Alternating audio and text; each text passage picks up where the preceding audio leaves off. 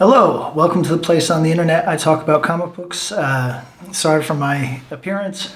My wife likes me with a beard, but I'm mostly incapable of growing one, and it's very pitiful. But I try to humor her whenever possible. So, look, I wanted to have a conversation about something that's on my mind more broadly, but I'm going to tie it to comic books in regard to the Daniel Warren Johnson ICE Batman thing. If you don't know what I'm talking about, you can look it up.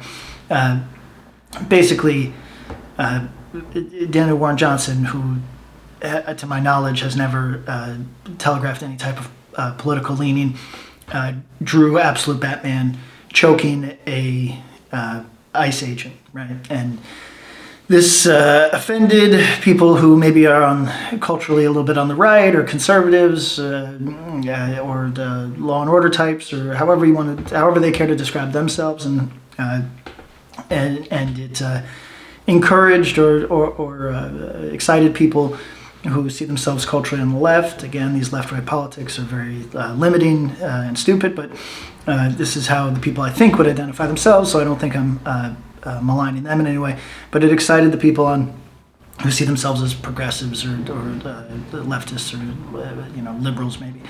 But this was interesting to me for a couple of reasons. If it was a writer, everybody would assume the motivation's 100%. There's a little bit more leeway extended to artists.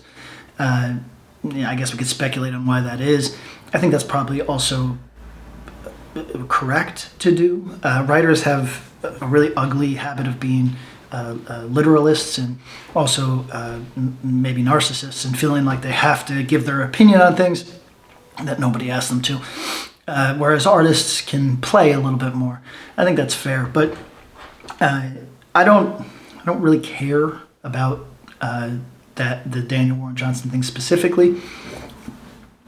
There's a great many people in the United States who feel that ICE is a bad organization and has bad roots and bad aims, and there's a great many people who feel the exact opposite, and I don't think I'm going to be convincing anybody one way or the other in a YouTube video about comic books. But I did want to talk about being a public-facing person, as Daniel Warren Johnson is to some small degree, and contending with mental illness, not his, but the larger world's. Something that's very frustrating for me is to open the computer and see somebody lying about me. I try not to lie about anybody else, and when I see it, I can get exercised. I try not to, and often I don't, but I can. Which is different, I should say, fundamentally, than going online and reading something negative about yourself. Quite a bit different. I have no problem with true things, even when they're quite unkind, and I have no problem with opinions. But when you see somebody lie about you, it's destabilizing. And if I'm going to say something that might agitate a few of you, and I hope that you'll take me in the right spirit. I'm not a celebrity of any type, but I'm a public-facing person. And with that comes certain anxieties that you don't get if you are not a public-facing person. Now, everybody in 2025 feels that they're public-facing because they have social media, and I could experience the social death of somebody attacking me on there, and what if I'm the person of the day? But I'm sorry, it's different. If you own a plumbing business, and the worst that you can expect, from the machinations of people plotting against you is bad Yelp reviews. That's unfortunate, and I'm sure that that's very real to you, but it's quite a bit different than somebody lying about you in a way that could take money out of your family's, their ability to feed themselves. So, pardon me, I just ate breakfast. Gross. So, I just wanted to, I guess, sort of talk about, firstly, how that feels. I'll just be honest with you. It feels bad. It feels bad to see somebody lie about you. As I said, it's destabilizing because you know, everybody knows that people lie, but when they're not lying about you, you put that out of your head, right?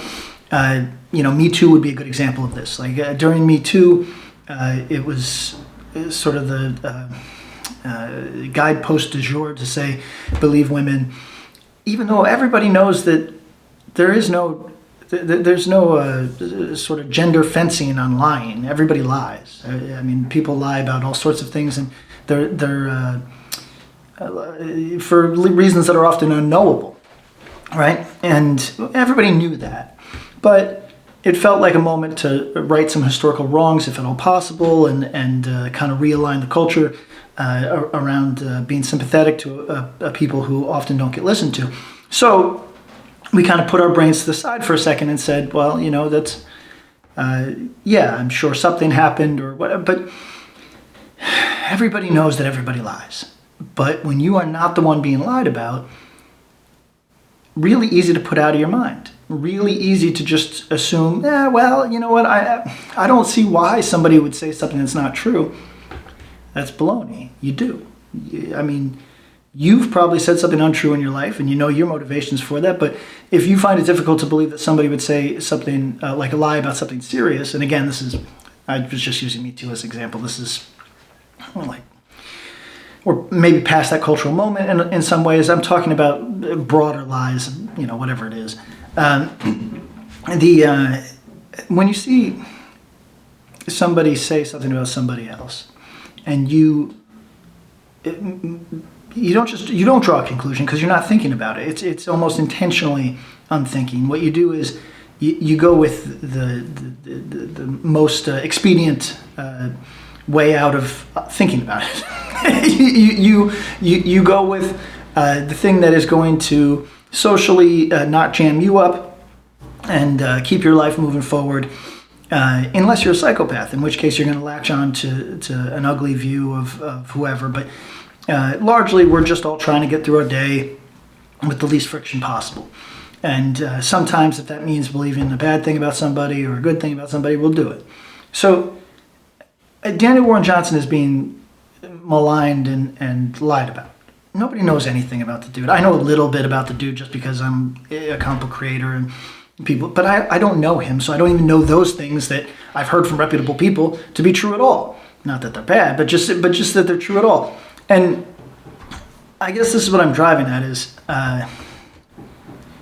we're going to push a lot of good people out of the arts in the future because there's this social media obligation. There's this need to self-promote. And in that, you are the brand, particularly before you get to a certain size.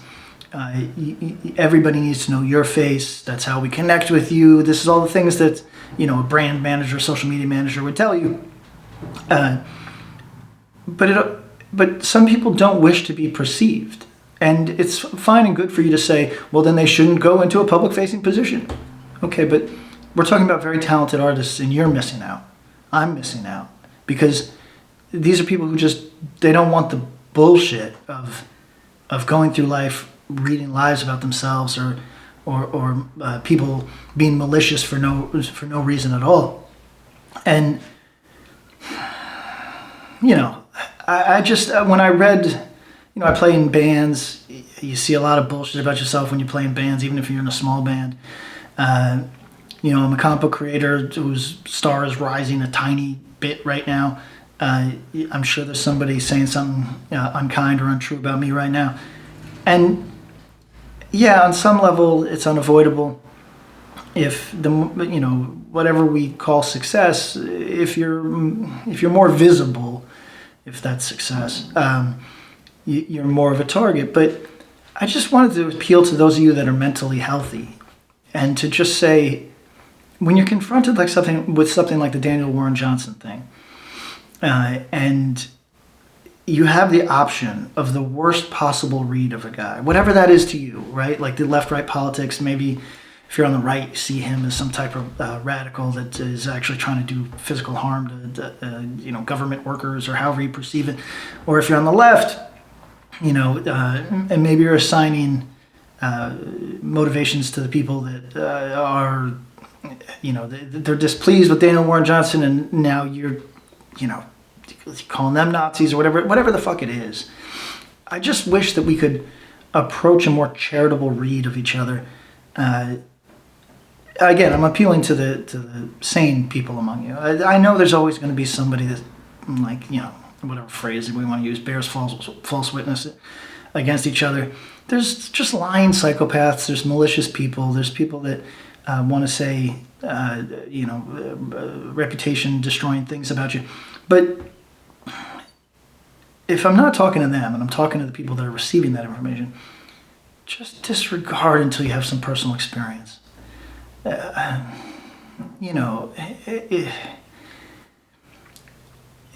idea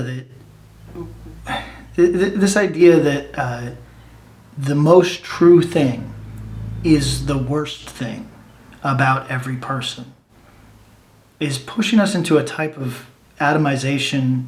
We're so social, we're interacting with each other all the time, but nobody likes each other.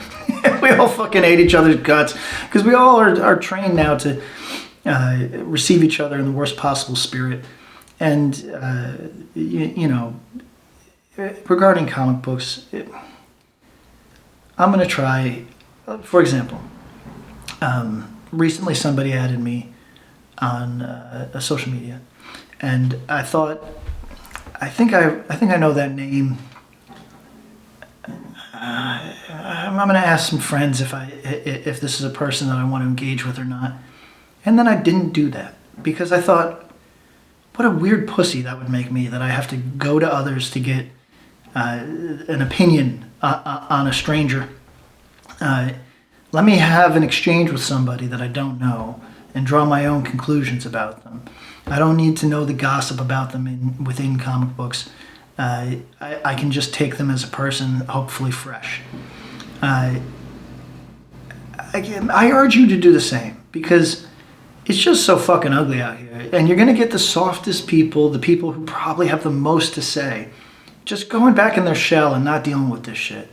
You know what I mean? It's I get tired, but look, I'm a grown man. I've been doing music for a long time, which engenders a certain type of, negative fan, I guess you would call it, or whatever, like a certain asshole that wants to talk about you.